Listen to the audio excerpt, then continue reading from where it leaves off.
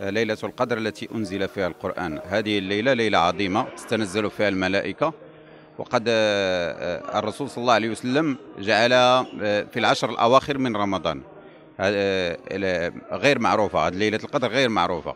ولماذا؟ الغاية من ذلك أن للاجتهاد، لأن كي يجتهدوا، لأن العشر الأواخر كلها فيها الفضل، ولكن الفضل خاصة في هذه الليلة أنها ليلة عظيمة فيها يكتب فيها العباد، بعض العباد من العتقاء من النار.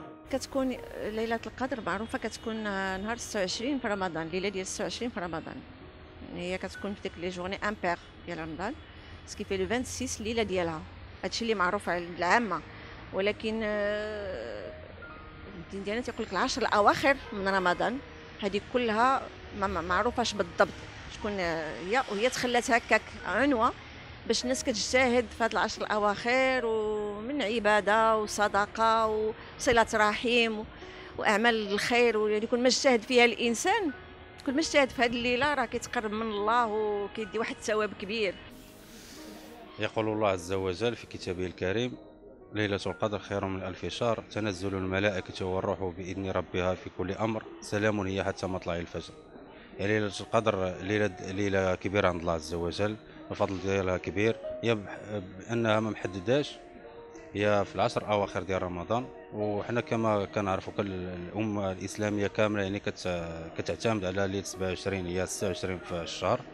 والحمد لله يعني هذه الليلة هذه إن شاء الله تكون دوز علينا بهذا بالمغفرة من الله عز وجل. وهذا الشيء اللي غادي نقول لكم، ورمضان مبارك سعيد للأمة الإسلامية والشعب المغربي بالخصوص.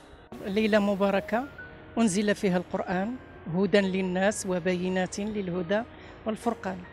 وفي هذه الليلة المباركة كنحيو في المساجد ليلة القدر بالصلاة والذكر والصلاة على النبي، ونحتفلوا بها، والمغاربة والمسلمين كاملين كيحتفلوا بها. وكنطلب الله الدخول على المغاربة بالصحة والسلامة وطول العمر. ليلة القدر كتكون 27 رمضان، كتقام فيها الصلاة، كيحيوا فيها سنة الرحيم، صلة الرحيم، نطلبوا الحق سبحانه وكيستجيب الدعاء ديالنا. كنفرحوا بالدراري والعائلة كتواصل بيناتها، وكنحيوا سنة الرحيم. ليلة القدر كتكون في العشر الأواخر ديال رمضان. خص الإنسان يتجه لله سبحانه وتعالى بالعبادة وبالصلاة وبالصبر وبالصيام، يكون على حقه وطريقه.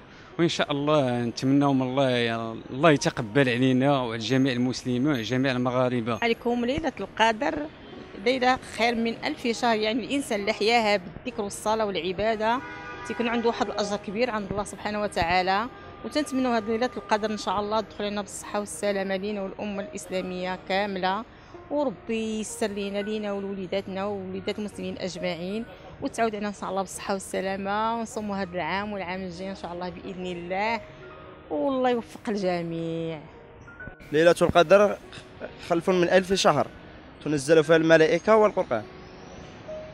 تبدا هي ب 26 ماشي 27، فيها 26 نهار 26 كتنزل. هي معلومة ب 27، تقول لك ليلة 27، ولكن هي كطرح ب 26 عام. ليلة 26 هي تنزل القرآن والملائكة. ليلة القدر هي ليلة كنقولوا أنها في يوم 27، ولكن هو غير يوم اتفقوا عليه العلماء، ولكن هي ما محددش. كيقولوا تكون من 10 الأواخر في رمضان. ليلة القدر كتكون يوم الحقيقة اللي كنعرفوا الآباء ديالنا هي 26 ليلة 26، فهمتيني. ولكن هي في الأوائل من 20 على حتى حتى حد ما تيقد فهمتي يعرفها بزاف بالضبط، ولكن هي في الحقيقة تكون في 26 ليلة 26. وفضل هذه الليلة فضل عظيمة، وفيها أنزل القرآن يعني، وبقات سر في هذه العشر الأواخر. لذلك الجميع المسلمين خصهم يجتهدوا في هذه العشر الأواخر كاملة، وهي بقات سر. بالنسبة لثقافة العواشر عند المغاربة، كاين العشر الأواخر هي جاية من العواشر، هي من العشر الأواخر. كاين العشر الأوائل من ذي الحجة ديال الحج، وكاين هذه العشر الأواخر ديال رمضان. يعني هذه العشر 10 أيام، يعني من العشر الأيام من أفاضل الأيام في السنة، والتي دائما تختتم بعيد. هذه العشر ستختتم بعيد الفطر، والعشر ديال ذي الحجة تختتم بالعيد الأضحى. يعني تتكون واحد الجائزة في الأخير، يعني الناس يجتهدون في هذه الأيام.